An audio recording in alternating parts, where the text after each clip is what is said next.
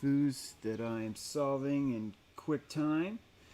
Ladies and gentlemen, this is your captain speaking. We're about to take off here. I'm just initiating a new link for Mr. Benjamin Balderson, who is not able to join. So we have to cancel this. We'll be taking off momentarily. I'd like to ask each of you to find your sovereignty and seat yourself in the upright position in your pelvis. And please make sure that your skull is... Damn it, I forgot to mute the frickin' show over here. Now it's going to be triple all cook. God, I'm such an amateur. Holy shit, I'm such an amateur. I don't even know where it's doing that. There it is. There's that one. Now there's going to be 6 windows that are all going to be echoing because I don't know what I'm doing. This is going to be hours before I figure out this. I keep hitting mute and it keeps playing again. This is why I have no business doing this for a living. You still haven't even seen me. I'm coming, but because the Zoom link failed to work, I have to send a new meeting and establish a new connection with a new window because this is what it's like in Babylon. Can I please get this link and send it to Mr. Balderson because he has been here on time, on the nose, waiting for his friend James to get his act together and begin the show. And is the anticipation even working or is this backfiring on me? Are there some of you right now that are like, he was already shaky with his whole gifts of ball thing. I think this might be the last straw for me and this James True guy. I think it might be time for me to move on. Hello all, welcome to the show. I am hoping to get Benjamin Balderson here, but I don't know if it's going to work. I'm creating meetings and sending them, and he's saying that they're broken, and I get that. It does that sometimes. Admit one, and here we go.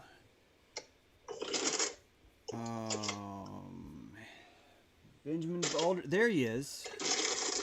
There we go. There he is. All right, Benjamin, I am really off to a shitty start here. The only thing I've done productive or awesome is shown people your face, which is pretty epic. So thanks for being here. How's it going?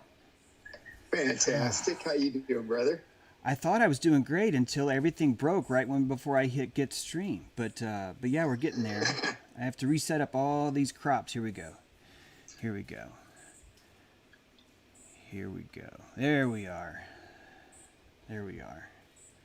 So are you in some random parking lot where you found good Wi-Fi? Yes, sir. That's just... I'm at Kohl's today. They had, I was going by and they had nice shade and good signal. So I said, this is the spot. Well, Kohl's is wonderful. That's fantastic. I'm glad to hear it. I was normally going to kind of do like an intro, and I tend to talk a lot. There's a lot to say, and I don't want to make you listen, Ben, because it feels like most of the time when I'm talking to you, I'm kind of preaching to the choir. But here's sort of what I wanted us to go over today. Babylon is not ours. It does not belong to us. It has never belonged to us. And the only thing that's happened is we know that now. There are people right now in Babylon, locked out of their own humanity, that are listening, and they're wondering, what the fuck am I going to do? And one of those things is they hear stories about Bertaria, they hear ideas, and they half of them instantly go to Jim Jones. And people actually believe that 300 people all voluntarily drank Kool-Aid, which, if you look at the records, it turns out 12 did. And the rest of them were physically shot in the back of a head with a fucking handgun. But we called that he died from Kool-Aid, which is not even a novel thing if you look at COVID-19. I mean, it's weird that some of us are like, hey, he didn't actually die from that. And the government's like, yeah? Wait, you thought this whole time that all this was accurate? So... There's already a mess on top of a mess on top of a mess. And when we start to talk about a new way of living, instantly the fish are going to scatter. They're gonna run away from that really fast. And we want that, Benjamin. We need that. Because right now we need the core big fish, the groupers, to remain so that we can tell our tale, so we can explain how this is so easy to fuck up and how even easier it is to do it right. Any thoughts on that so far? Absolutely. One of the big things that people need to realize is it's not like anybody's trying to start any kind of a cult. It's not like anybody's asking other people to come join in a large group. It's blood orgy. All this is about, including Owens Bertaria, is he's looking at teaching people. You go there, you stay for a short time, and you take home life skills so you can break yourself free of the system. If we start creating our own system, then we're just making a revolution. And despite the popularity of revolution, it literally brings you back to the same place every time. That is the definition of revolution. And so we don't want to end up back at the same place. We don't want, this is epitomized in the Hunger Games movies, where she spends the entire 4 movies fighting for one cause and then realizes that that cause is the exact same as the cause she's fighting. And that they're willing to do all the same things so that they can get control, all the same stuff.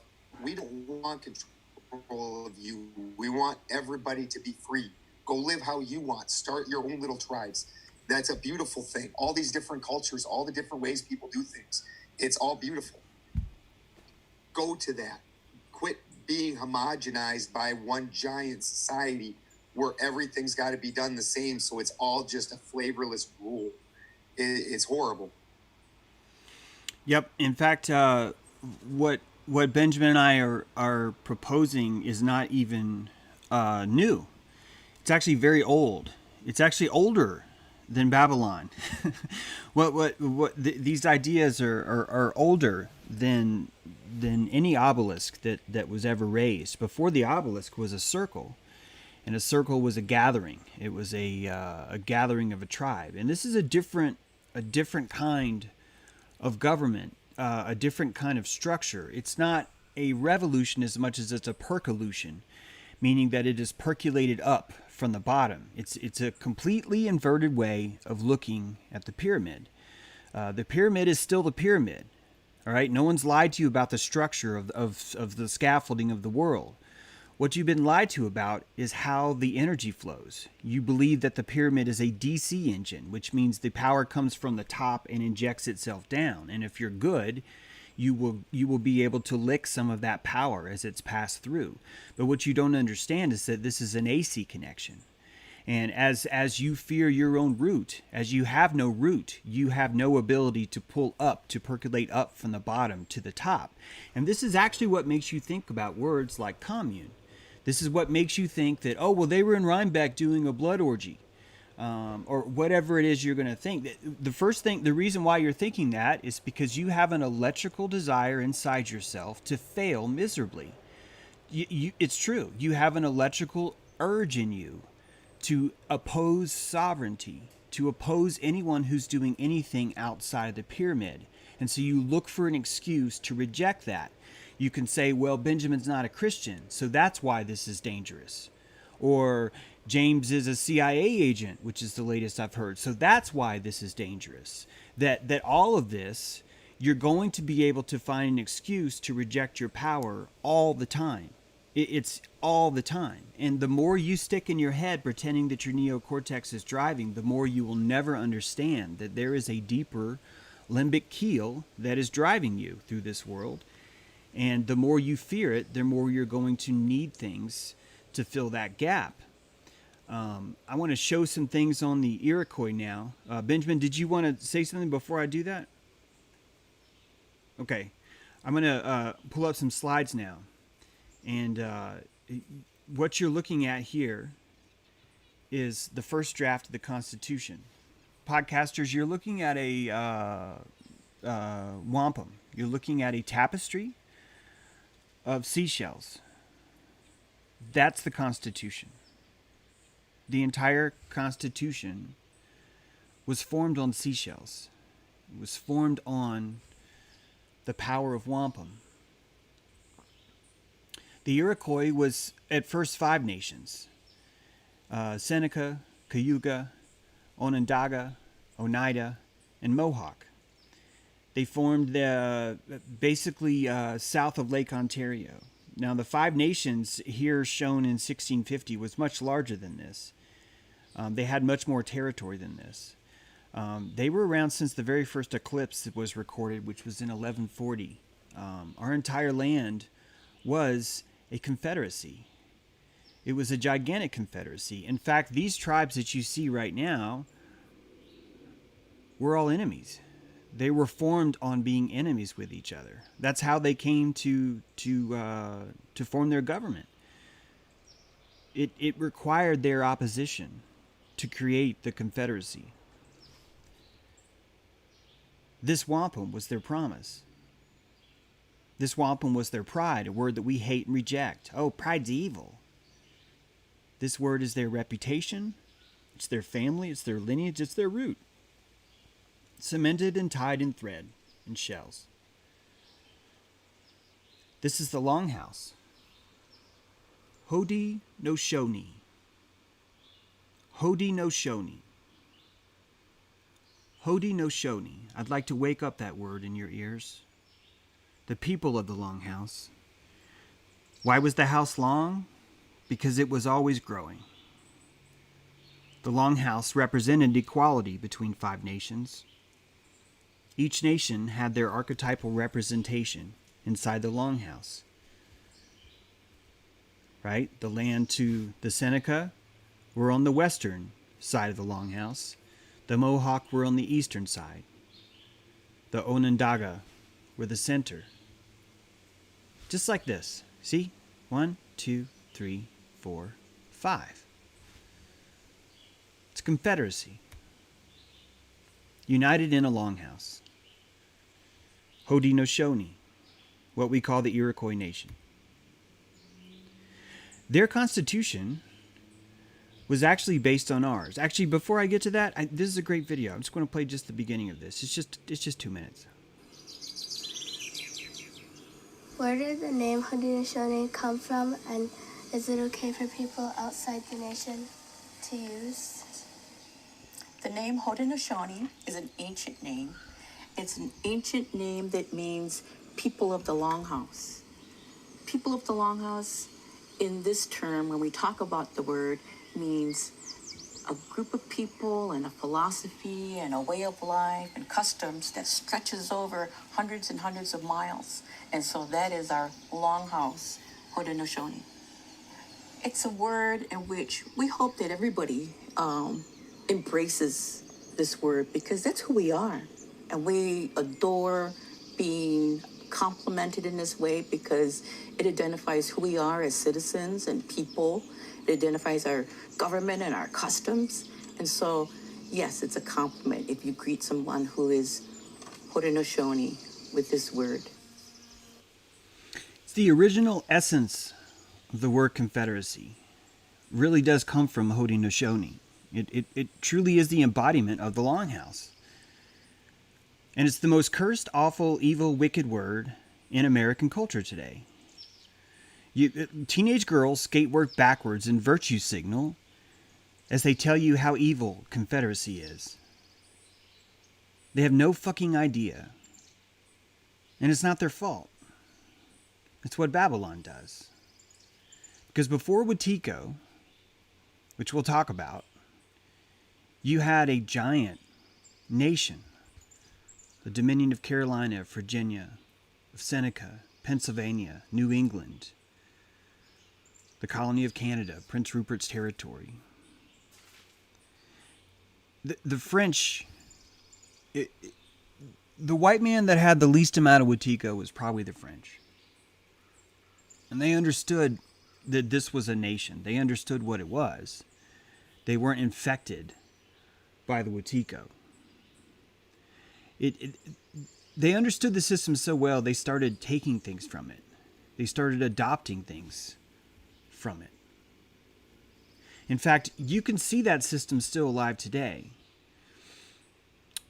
On the screen is a graphic of the Quakers' sort of cosmology. And I'm not trying to tell you that Quakers are the living embodiment, official representation of the Haudenosaunee. I'm trying to tell you that if you were to look at this idea of sovereignty as a torch, I think that you'll find that the red man handed that torch to the Quakers, and the Quakers said, thank you. The Quakers truly took the essence of what was here when they came here to America and adopted it. And they weren't able for it to be cast off. And I don't even know how Quaker even... I'm not in tune enough with Babylon to know if, like, people think Quakers are secret baby rapers. I don't know. I'm just trying to tell you that the essence of their philosophy is the same. They would never, ever be so rude as to paint a picture of God. In their eyes, that would be to defame God, is to represent him, to create a trinity, to create a funnel of theism from the profane world to the outside profane world, to create this weird-ass fucking matrix that requires all these councils, to have all these meetings. Instead, it's a centralized, percolated type of religion. The center is you, the individual, and the divine. If there was a trinity, it would be those three things. And from that comes friends. From that comes groups. From that comes bioregions. From that comes world councils.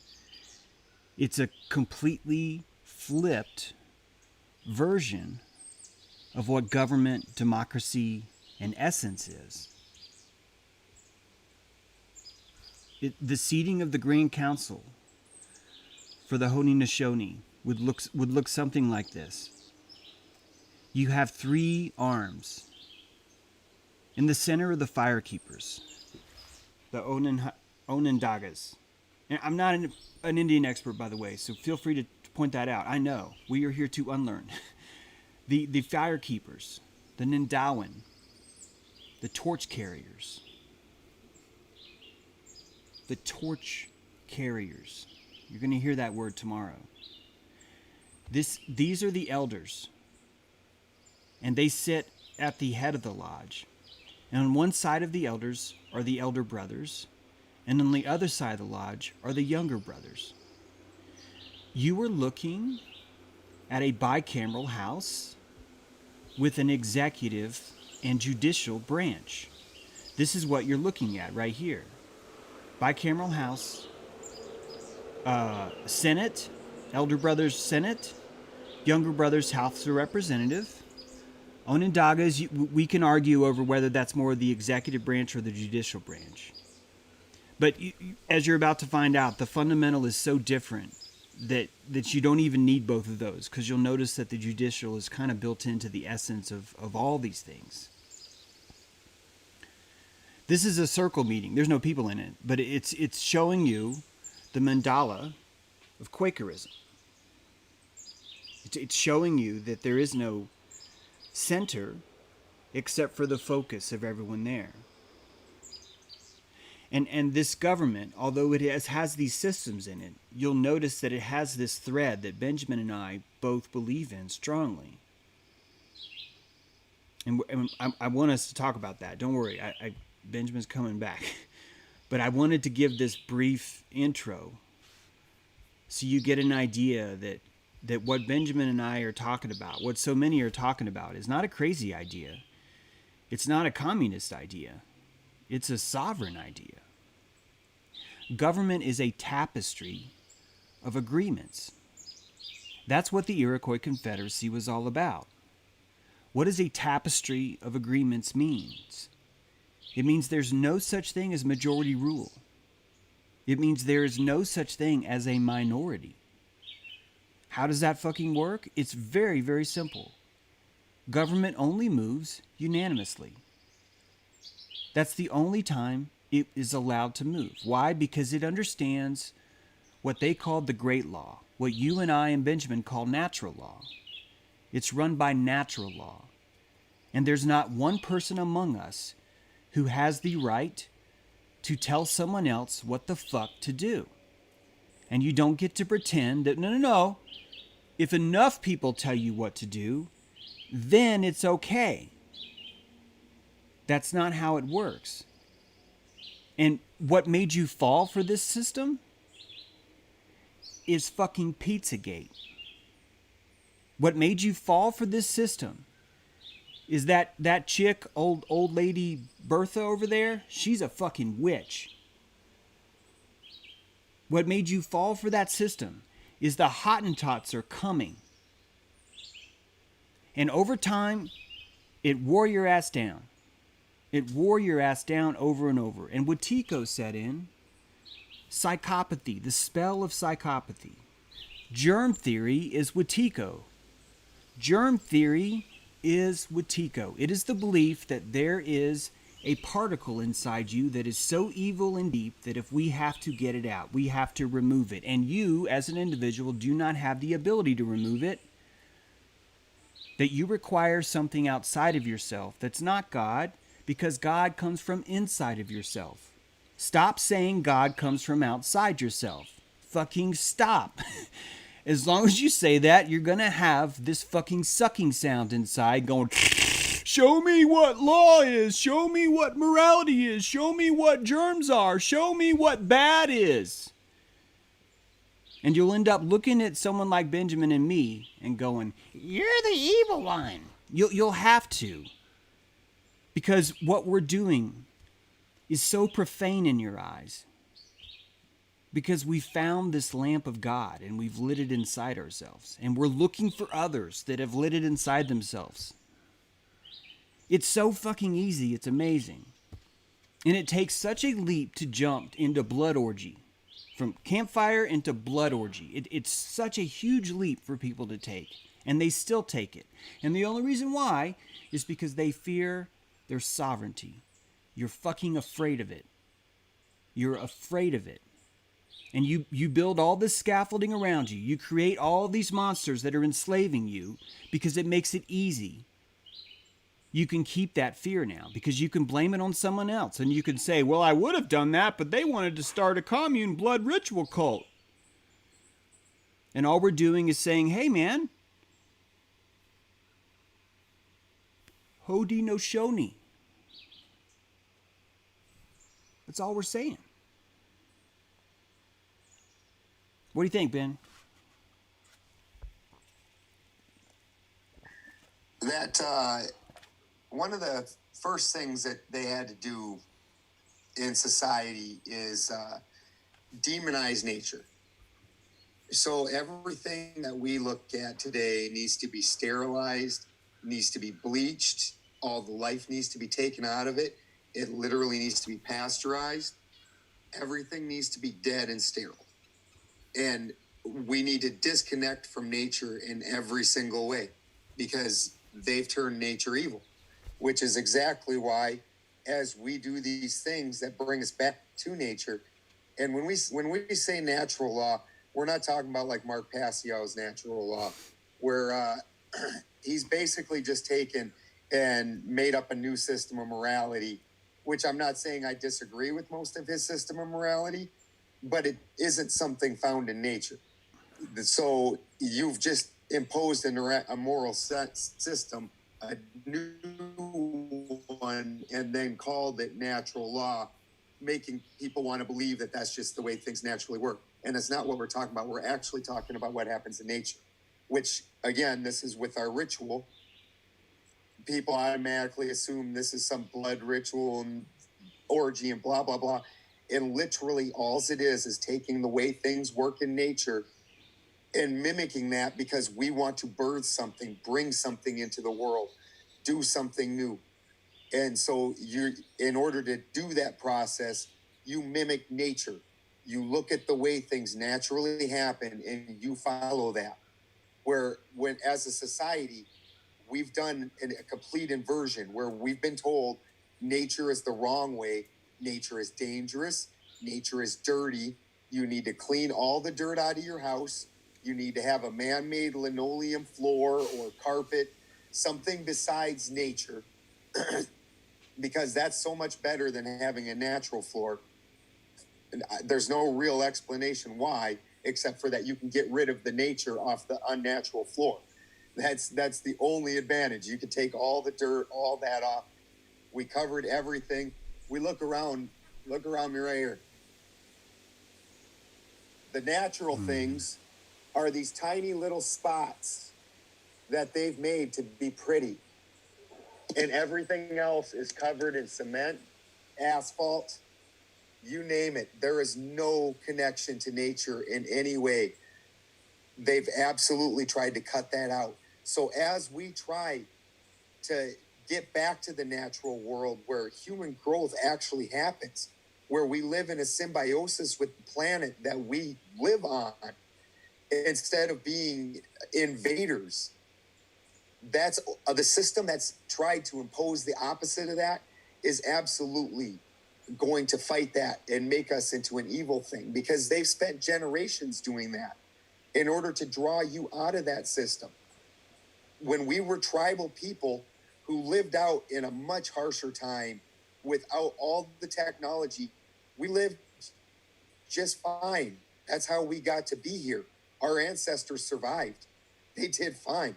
And we've been told that that's apparently impossible and that we need this system. So they had to demonize everything out in nature in order to convince you to give up your sovereignty so they would protect you. And just like the basic mafia, when they come around and they're like, well, you need to pay some protection money. Well, who do I need protecting from? Well, my boy's back here busting up your shop. Nobody else is going to come around and bust your shop up, just us. You need to pay us protection. So we call it protection because now your shop's not getting busted up since you paid for us. But what it really means is if you give us money, we won't come fuck you up.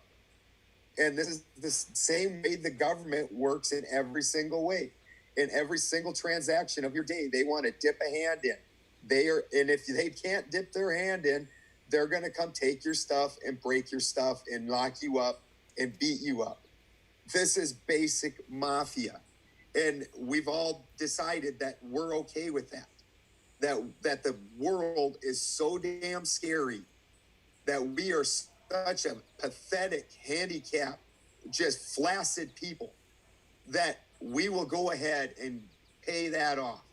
We're like in the movies where they show it's always like a little old like Asian person or something like, oh, please don't beat me up. Please don't beat me up.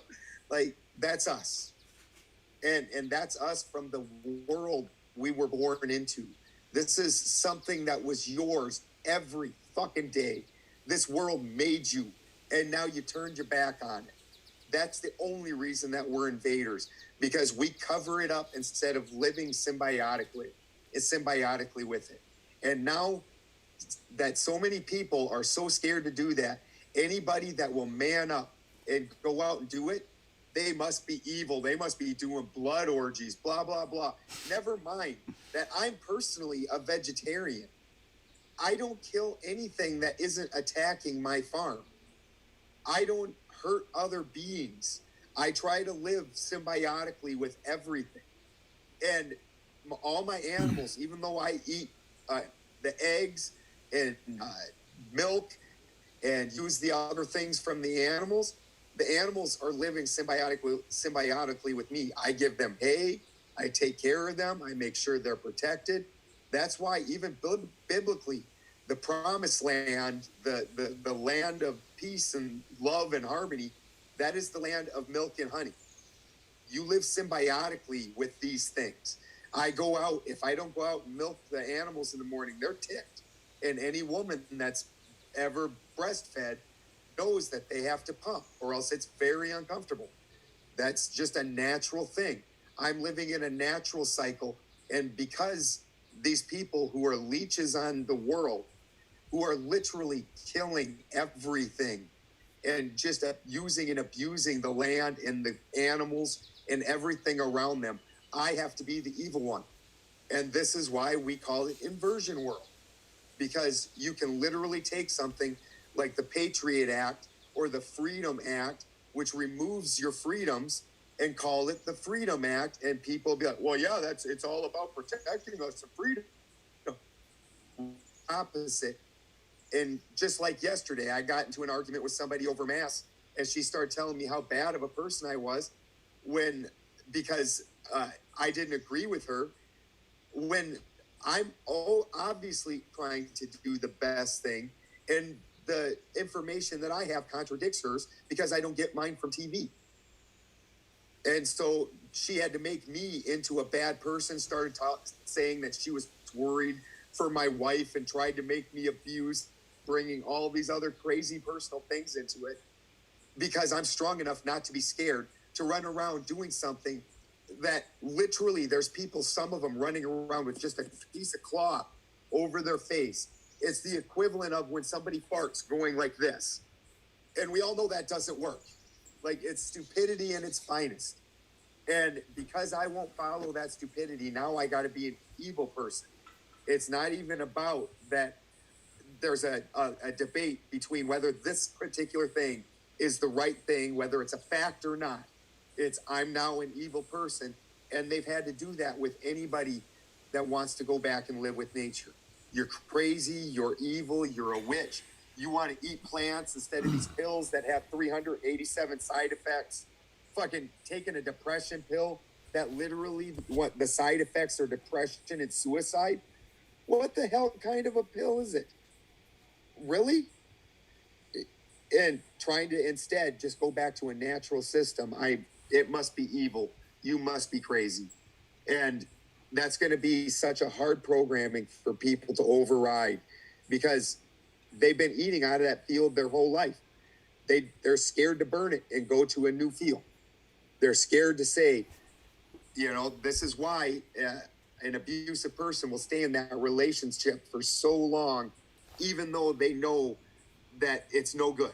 Because our reptilian portion of our brain, the reptile portion, that needs things to stay the same. It's more scared of the unknown than it is of the known. So a bad known beats an unknown. And we've all disconnected so far that nature, the world we are born into, is unknown. Well, I guys, I don't even know if you can hear me. I've lost all video. All you're seeing right now is Ben. I'm trying to fix it here in just a second. There is, I bet you I just have to do this. FaceTime, Razor. Let's see if that works. Okay. Sorry about that, Ben. Yeah, now I can actually see you. Okay, well, hopefully other people can too. Let's, shit. I gotta redo it. Man, I'm having trouble today. With this technology, which is kind of fitting. You can? Okay, you can hear me on D-Lo. Okay, good. Thanks, Josh. All right. No more talking about Babylon. We're not going to talk about that. We honestly, we dump way too much energy into that, because we're talking about what we're actually going to do. And what I want people to understand is that you can take this model of the Iroquois Confederacy and adopt it on your own. And you don't need 1,000 acres. You don't need 100 million acres. You could do this on 2 acres. You can. And I want to explain how it works. First of all, there's nothing wrong with you just owning property and having your own family and tribe and doing that. There's fucking nothing wrong with that at all. There's homesteading. Do it. Plant a garden. Do that. This is not a saying don't do that. This isn't. There are bigger purses out there.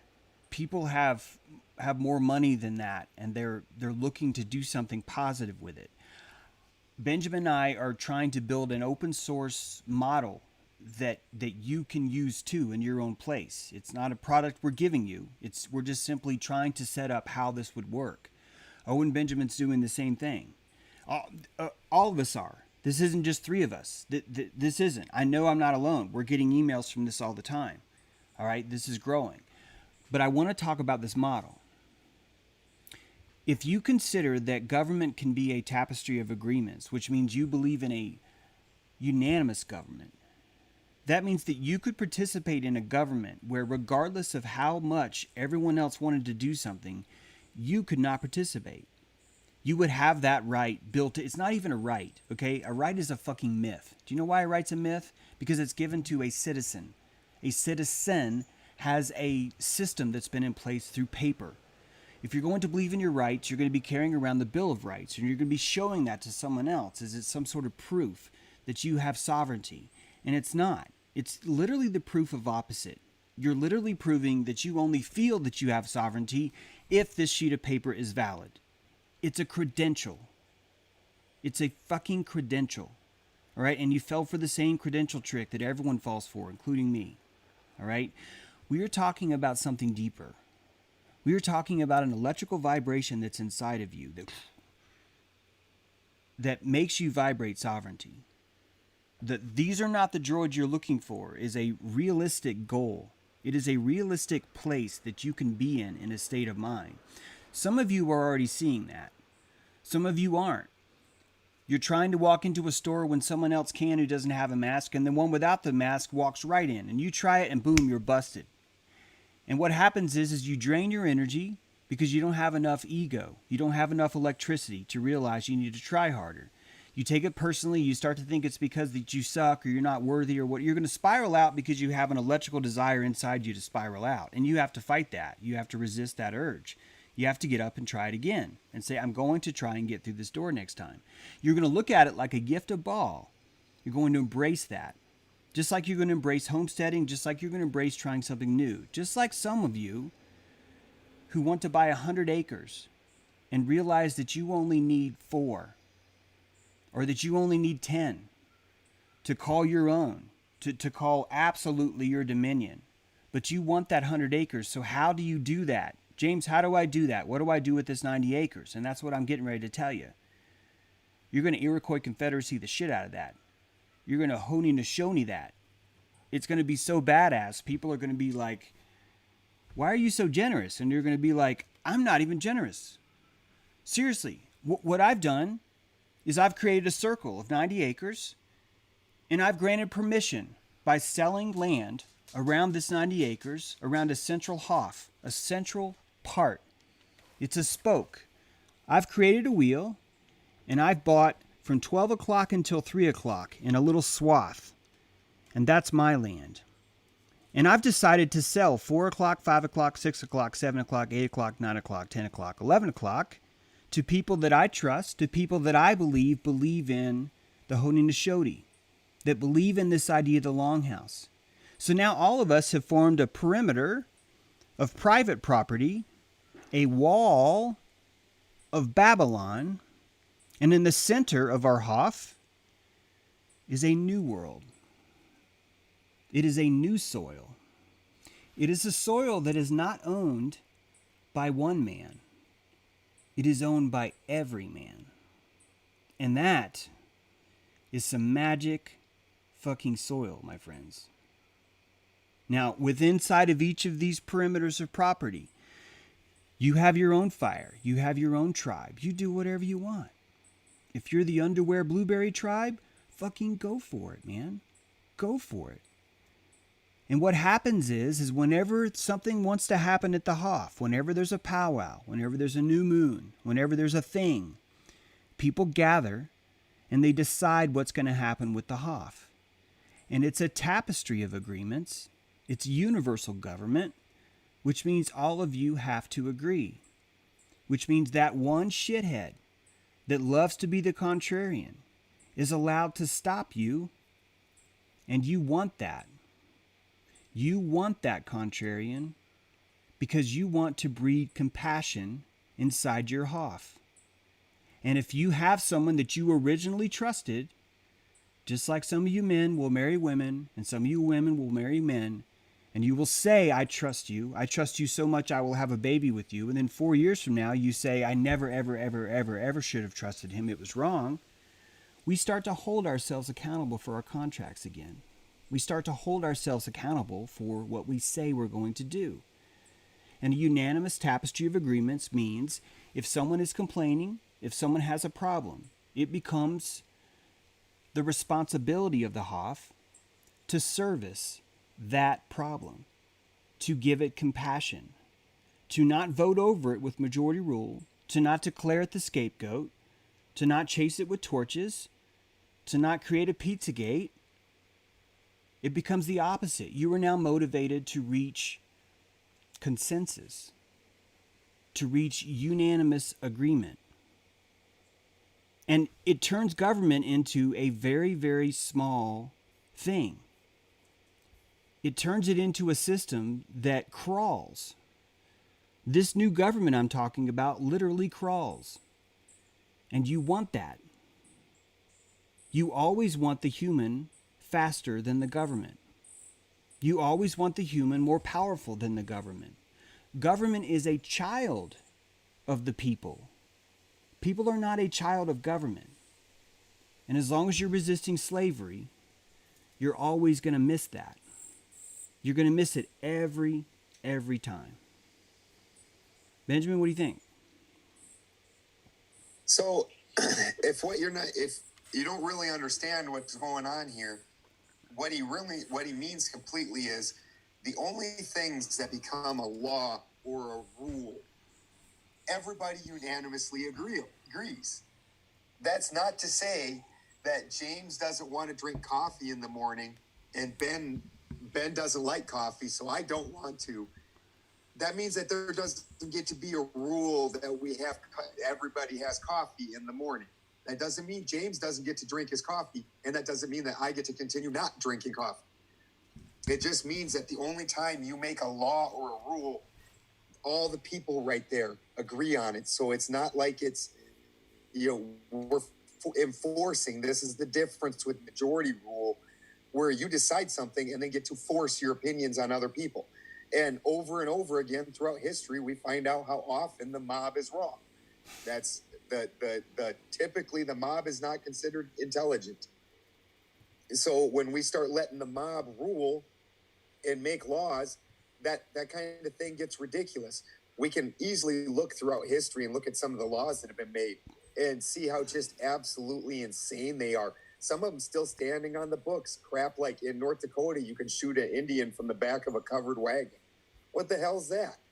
Wow.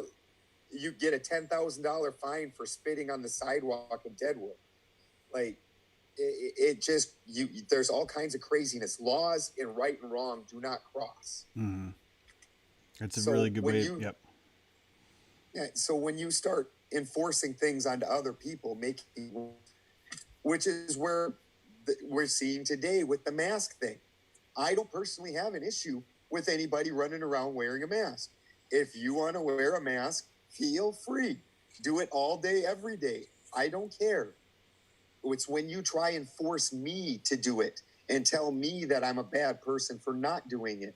Now we have a severe issue. That's what we're talking about with this day. And even the heathens, James explained how this worked in so many of the Native American cultures. The heathen culture, this was the same thing. We lived off of homesteader laws. We didn't, where whatever land you worked, that was your land. And then we had a weekly bloats where the people in the general area, your particular tribe would get together and we would have a feast and we would talk. And we didn't have refrigeration back then. So one person brought the cow or the goat or the sheep and that got slaughtered. And everybody else brought vegetables and everything got shared. And all the garbage got thrown in the garbage pit, which every archaeologist calls the sacrifice pit. Because every culture's got to be sacrificing. We're horrible non-Christians. How dare you? So we must be, how dare you? We must be killing babies and blood orgies and things like that. Never mind that it's a garbage pit, you jackasses. Mm-hmm. But then after that, once a year, we would have the thing. And the thing, a bunch of tribes would get together in the local areas and kind of decide how we're interacting together. You would it would happen at a sacred place, a sacred grove. There would be a lot of ceremony brought into this, talking to the gods, a lot of things. It's a big celebration. Then every 7 years, we would have the all thing, where an even larger group of chieftains would all get together and all decide something. And very seldomly was much decided. except for, hey, let's not attack each other and kill each other. Let's, if we're going to need to do that, we can war with these other people who's not us. Yep. Like they're. Yeah. In fact, I'm going to show people.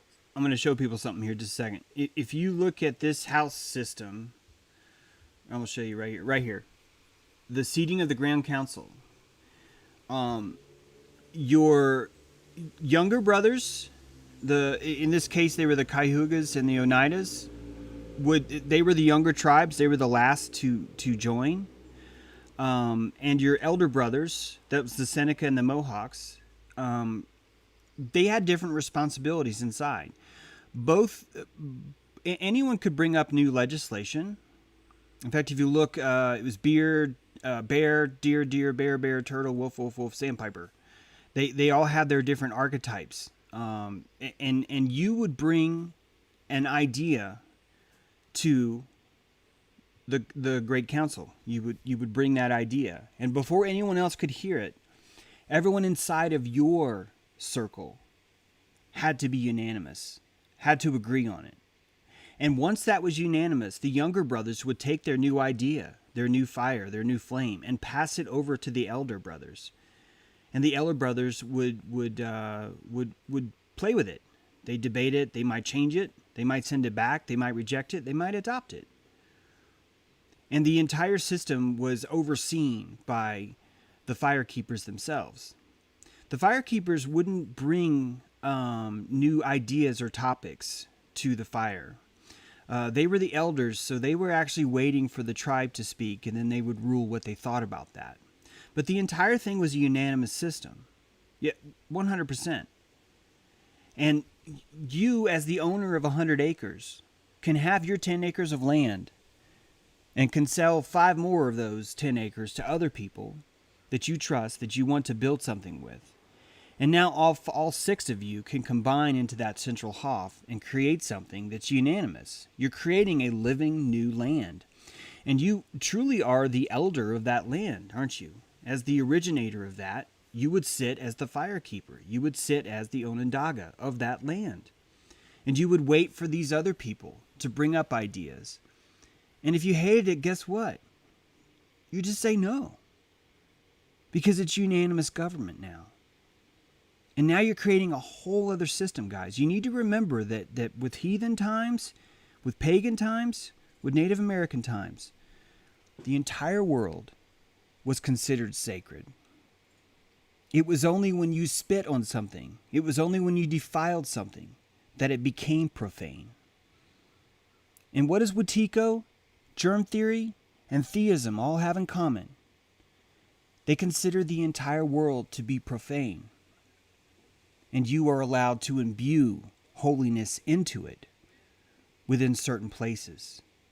That with the consecrated priest, or by saying the right words, or by pleasing with the right sacrifice, the right offering, whatever it takes, that you were able to then imbue something that was profane with something that's holy. This is a completely different way of looking at the world. And I'm telling you, if you look deep enough at it, you will see germ theory staring its face at you like an alien popped out of its belly going, ah! It's the exact same idea. It's Watico. And we need Onondaga right now.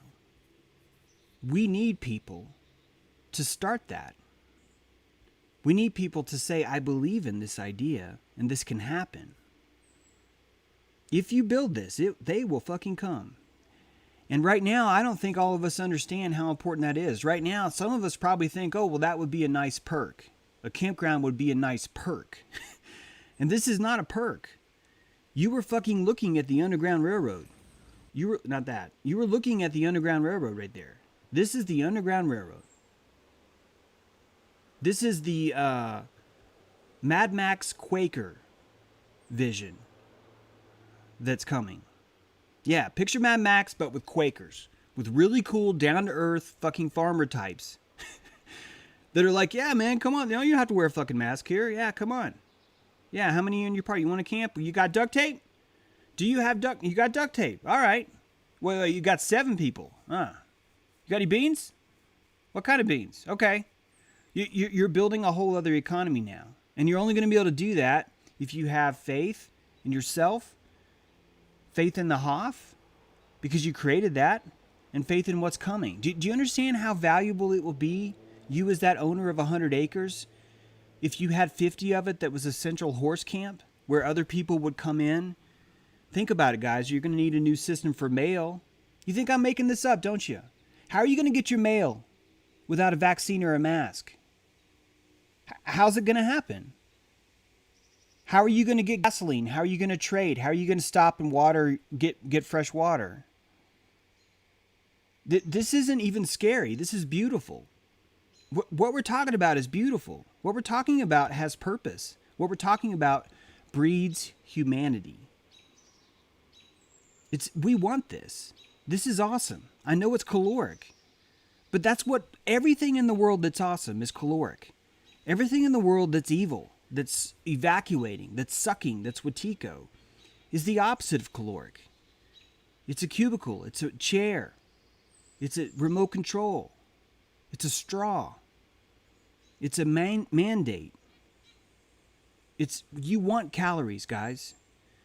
The thing that you hate is that you're burning all those calories for shitty things. That's what you hate. It's not the calories you burn that you hate. It's what you're burning them for that you hate. That's why sex is so good. You burn a lot of calories during sex, but it's for a good thing, right? It's completely different. You're looking at it differently that way. We can look at our entire world differently this way. It's all right here. And it starts with events like Benjamin's thing. Benjamin, what are you doing in October? Tell us about it. So in October, I just got a new place, and we're going to have a campfire ritual at my place. And we're going to do it during the new moon, which is when there's a lack of moon, which is when you want to start a new project. When you look at nature, you start a project in the new moon, and then you harvest during full moons. And so we're starting a new project. We're trying to build a new world and trying to pass this on to other people. So we're starting this on the new moon, and we're going to have everybody, and I live clear out in the mountains, and everybody's going to come out and get to see, and we're going to have some speakers and look at animal husbandry and just how living out there is. And what it really does is one of the ways that they trick you is to dehumanize anybody that isn't living like them. And the same is like take our anarchy, where they try and portray an anarchist as this evil person who only wants to go around stealing from other people and destroying their things. But when we look at the way the United States behaves, everything it takes, it steals from its own people, and it runs around destroying everything. An anarchist also has to continue eating, also needs a roof and a home, also wants a family. People are just people. So all an anarchist does is believe that the government doesn't rule over them, that I should not have other humans telling me what to do, that only things that I should do, I agree to. That's all an anarchist is. And so after that, I still also want a successful life. I want a wife, children, which I have already had these things, but my own home, my land, taking care of my animals. I just don't need the government stepping in. Like you take my house. The only reason everybody doesn't have a house, there would be zero homelessness if it wasn't for the laws built around housing. If all you had to do was go out into the woods, go out into some place somebody isn't living and working, and throw yourself up a shack, and then you're like, well, I also like food. I can put a garden next to my shack. This is the way our country started. It's when we decided that there's rules, regulations. We need to pay people in order to live. We need to have our homes in a certain way. What difference does it make to you what my home's like? Why are you making rules for my house on the land that I own? I live in it. You see, anarchy is not forcing other people to do things, not imposing things and beating up other people and taking from them. Because again, not only are you going to tell me how to do it, if I don't do it in your way, you're going to come and tear my stuff down, and you're going to charge me to come by and make sure I did it your way. This is all insanity. This is all forcing me to do things. And now because of that, all kinds of people will never own a home. When all you could have went out like your great-great-grandfather, thrown up a house, which was like one room with a bathroom, and 50 years later, your grandpa's sitting around, and your grandpa put an addition in 1963. He had our son's bedroom, and they just worked as they lived and did as they needed. They didn't have to go $100,000 in debt just so they could go get something that's more than what they need, and that they don't actually, and then you don't actually get to enjoy the struggle of it. Like, you don't even understand, if you haven't lived it, how, if you're living like without running water, living in a rough environment without electricity, and every little upgrade you're able to add. When I quit having to go down to the river and fill 55-gallon barrels and haul them up, and I just had water coming up, and I could just take a shower for 10 minutes when my back was sore. That was wonderful.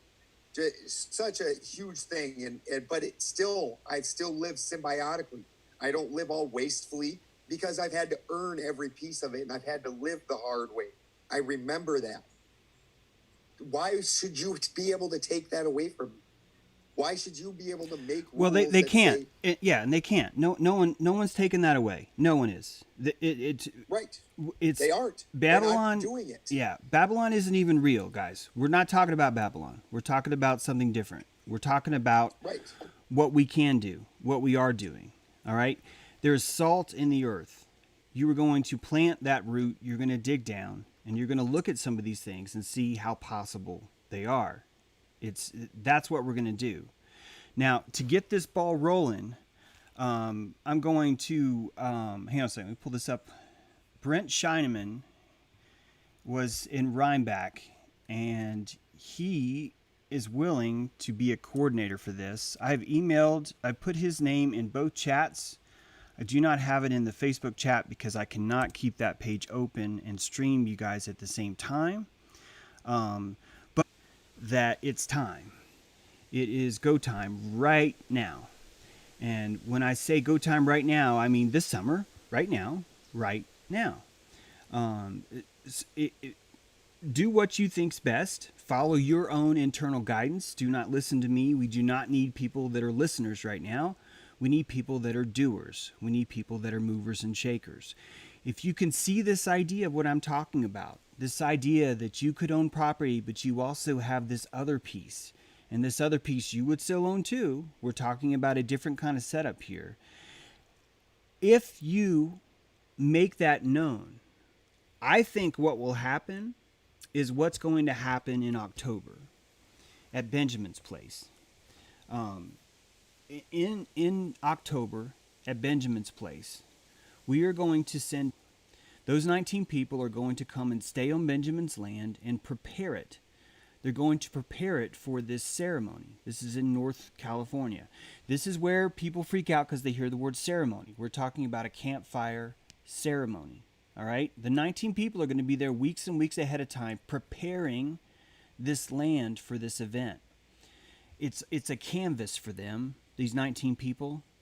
These 19 people get to leave Babylon and go live on the land and create this special atmosphere for this upcoming festival, this new moon festival. I use the word festival loosely here. It's more of like a powwow, or as Benjamin's calling it, it's the thing. It's a gathering. We've taken ashes, we've taken salt from a fire in New York, and we've taken that salt and we are distributing it to other fires, and the fires we distribute it to are going to be encapsulated and reused into this bigger fire on October 16th. Benjamin only has room on his land for a couple hundred people to gather during that gathering. I use the word couple hundred loosely. We are still planning this, all right? But you need to understand that this isn't a Benjamin thing. This is a you thing, a me thing. Well, all of us have the opportunity to create this. We don't need to wait for someone to do it for us. In fact, to wait for someone is really the antithesis of what we're talking about. You can set up a system like this. You can literally create a hole. We can burn a hole in Babylon by consecrating the land inside that Hof. We can reconsecrate that land, and that land becomes a living entity again. It's not owned by a corpse. It's not owned by a body that has no head or no identity. All right? People are saying, well, no, corpse just means body. No. A body that has no soul in it is a dead body. It has no life in it. And if your land's owned by a corporation, that's what you're looking at. This is something deeper, right? This is a man owning that land. This is a man taking that land that he owns and fucking potlatching it. Taking part of it and saying, I consecrate this land as the earth now. Gay owns this land. Most of you say Gaia, and it's funny, but if you look at the pronunciation, it actually was gay. We've been demonizing gay this whole time. And on top of that, we're causing this same sort of Watico as it comes into the land. That land wants you so bad. She wants your toes in that soil. She wants to feel safe again. Only you can do that.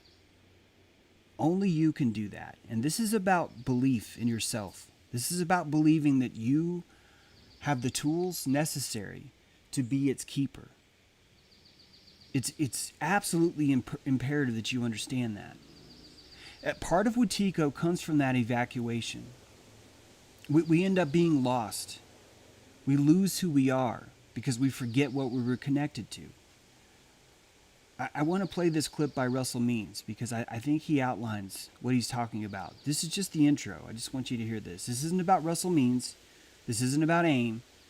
This is about the words that he says. Listen. Hamatakwepe, miuma lakota. Imajanta han wakin zit yoshpai, kile chesapaki. Lilo wakan. Mitaki ye ate toshunko witko tioshpai. Mitaki ye ina wambli zuya tioshpai. This is a traditional greeting of my people that I am bound to give, albeit it's a short version. What I said in my own language translated into English thusly. Hello, my relatives. I am an Oglala Lakota, and I come from our very sacred holy land, the Black Hills, where Yellow Thunder Village is. My mother is from the War Eagle clan, and my father's family is from the Crazy Horse clan. This greeting is to this day the way all Indians throughout the nation still greet one another, those that still know their culture. This is the only way we present ourselves to one another that is acceptable. We tell you who we are, where we are from, who we are from, our clans, and we do this without ever saying our name. Anything less would be an insult to you and to my people. Senators. Did you hear that? Did you hear that? He leads with his root. Russell Means is telling you that he leads with his root. He tells you.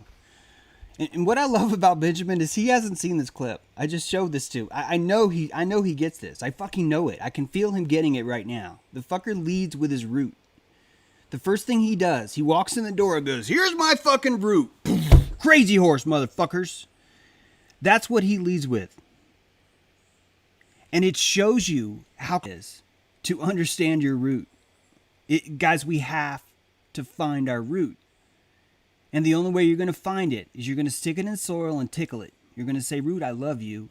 Root, I want you to reach down. I found you a place, Root, where there is salt waiting. There is oil even deeper. Go, Root, go. Dig, dig, dig, dig, dig. Find your means. I am here to fucking protect you."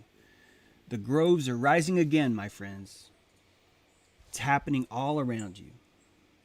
You can be scared or you can join in. Email Brent Scheineman. Tell him I live in bumfuck Texas. Nothing against Texas, but I live in bumfuck Texas, and I don't know anyone around me who wants to do this, but I feel necessary. Brent's going to compile a list. And next time on the show, I'll read out some of these locations. And if you guys respond and go, hey, I'm in bumfuck Texas too, you can email Brent. And because both of you are spending those calories, I think it's enough of a filter where we'll let you through. This is something Brent's been wanting to do for years to help bring us together. Help him, help you.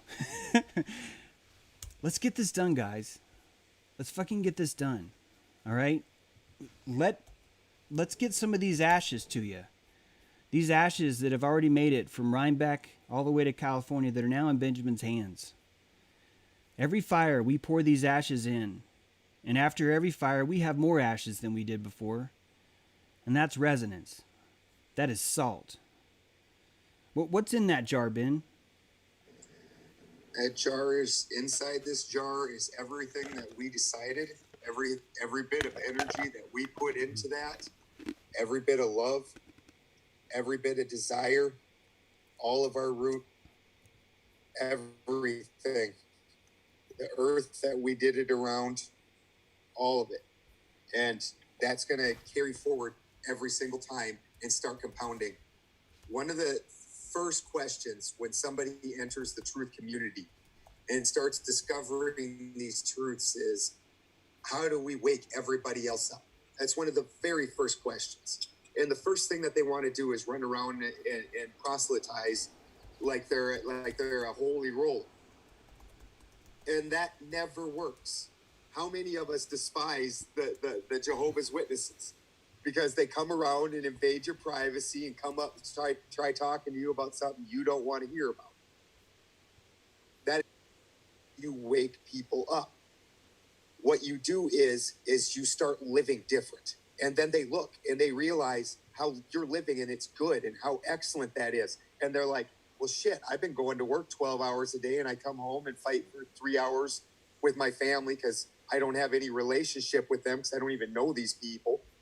And I go eat supper and I go to bed and my life's miserable and I think about committing suicide today. And here I see you over here, neighbor, dancing around in your garden, talking to animals, and you seem like you're having a gas.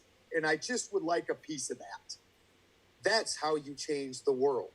And that's why we're doing this. Inviting people into, and I'm exposing my root. I'm making the sacrifice of my privacy and exposing my root so people can see a life and get a firm grasp of it, that this is possible, that you can live a different life. You don't need to listen to other people's rules. You can just walk away and say, well, I'm not doing that. I'm doing this. And if that thing is good and that thing is right, which it will be, then other people will follow. That's how you wake people up. Not by telling them all about this good thing that you're not even living yourself. If it's so good, why aren't you living it and proving? Always in the pudding. Start making your own pudding.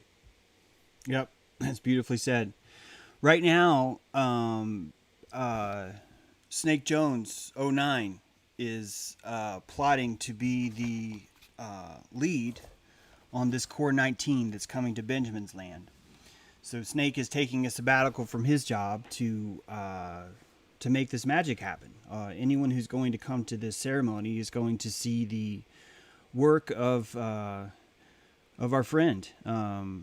I have pasted his YouTube links in the chat, and I think it'd be great if you guys subscribe, because you would be able to see a live update of what's happening. In fact, he has some of those same ashes that Benjamin has, and he will be heading out there soon to begin to prep the land. He's what's called A Team, and that core of 19 is actually its own tribe. It becomes its own really tight-knit work. I've seen this work. I've done this before. I've done this in Costa Rica. I've done this in Michigan. I've done this in Florida. I've done this a couple of different states. But we create a tribe. We go. We build something, and the fermentation of that group is powerful, especially when Someone like Aaron and 18 of his friends are going to see, after their work is done, all these people come and look at this beautiful splendor that they made for them.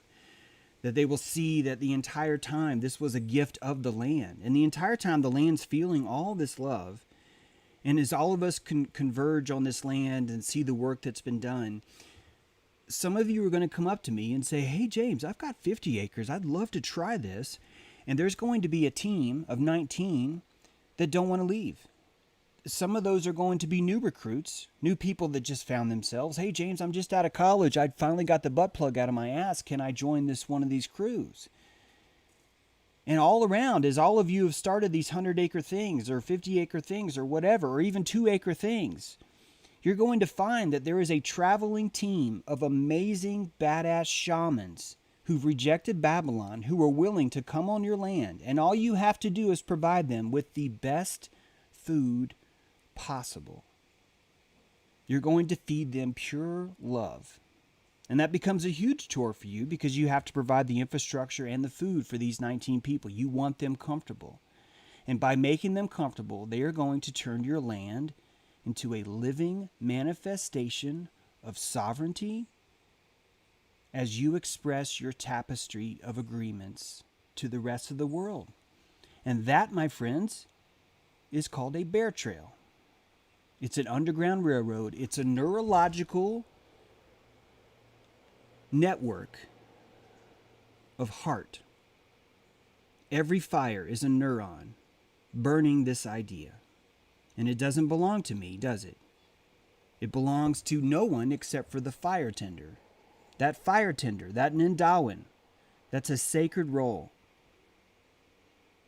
You hold that role as fire tender by tending that fire for everyone who comes. Every night, every day after they work that hard to create whatever. They're cutting trails, they're digging new fire pits, they're creating a kitchen, whatever.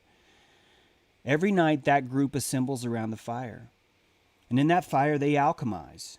Aaron, I'm fucking mad at you. Today at lunch you fucking said this and it hurt my feelings and I didn't say anything. I didn't confront you and here it is coming out now. And Aaron's like, oh yeah, well bring it out. Because Aaron knows how this works. Aaron understands the healing path.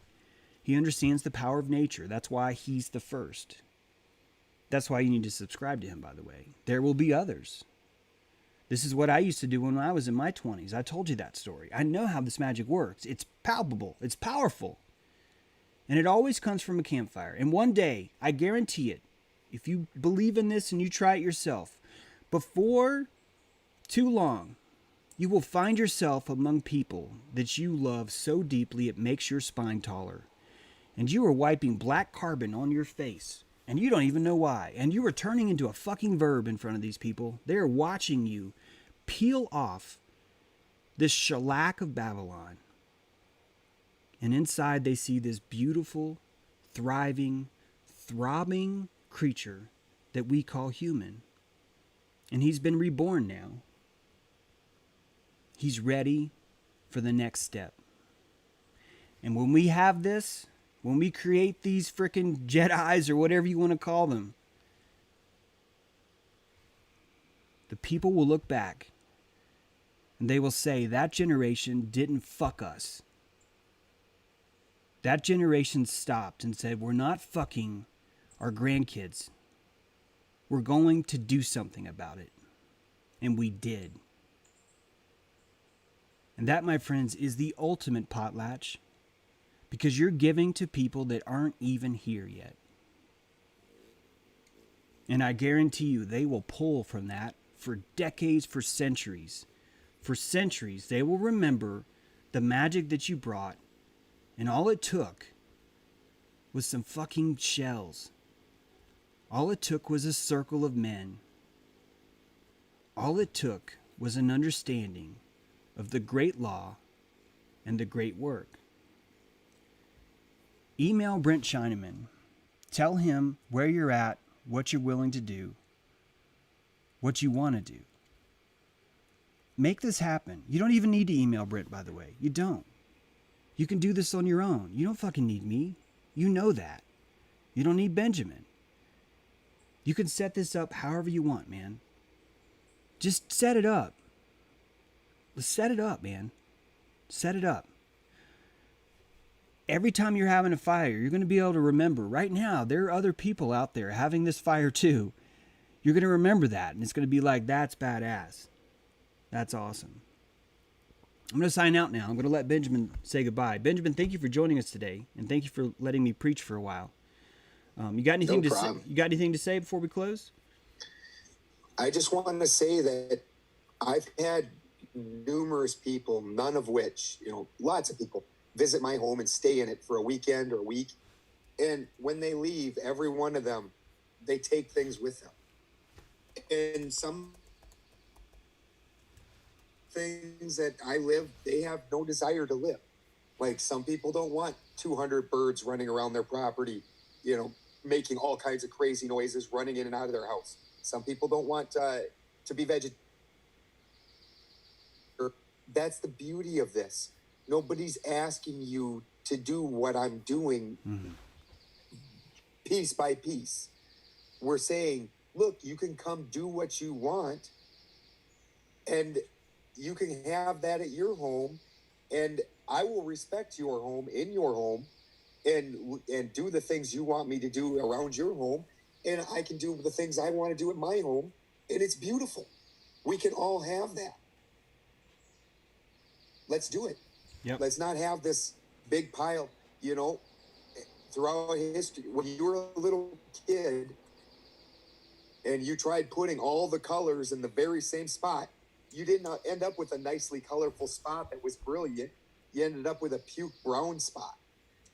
That's what you end up with. Let's go back to each of us having, that's okay. Each of us have our own thing. Like I said, of these people that show up, you might not even like a quarter of the things, but what you gain is an understanding that you can go do what you want, build your own thing, and that's going to be okay. Yep. I love you guys. Love you too, Benjamin. Thank you. I'm going to tell you guys one more quick thing.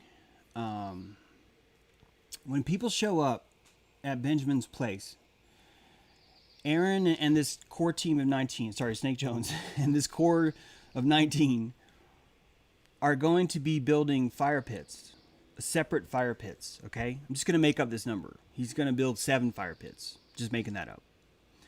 Those 7 fire pits are camps inside of Benjamin's land, all right? Those fire pits, for this weekend, when people come, they are joining a tribe around one of those 7 fire pits, all right? That's no more than 19. That's a small group. You guys have your own fire tender every night. You guys maybe even develop your own totem. I'm talking about a pole that you would carry around that represents why you're here, your alchemical makeup, what you feel is your identity as a group. You're starting to live as a tribe of sovereignty. And every night, every day you're going through the workshops, you're learning whatever you want, whether it be homesteading or alchemy, or I think Amanda is going to join us, do some stuff there. All the people that are going to bring stuff, you're going to be able to do that and participate in that. But at night, you're going to come back to this central fire, to your tribe. You're going to bond with that tribe. You're going to learn what it's like to bond with that tribe. And then on the big night, the big night, you're going to come to a big fire. And that big fire is where all the tribes have converged. And that big fire will have a fire tender just like each of your smaller tribes had a fire tender. I don't want to speak for anybody, but Owen Benjamin seems to like this idea too. And he said that he's in. He's not committed to this. This is not an official anything, okay? But in that big fire, how cool would it be if we had a giant tending it? How cool would it be that if all of us learned the idea of tribing up with each other and then converging just once on a larger symbolic circle? Each of you would go home a new person. You wouldn't go home. You wouldn't go to a festival to watch the Rolling Stones and then come home going, wow, that's great. I'm not the Rolling Stones. No, this is something totally different, isn't it? This is you going to an event and being the center, being the energy that's brought.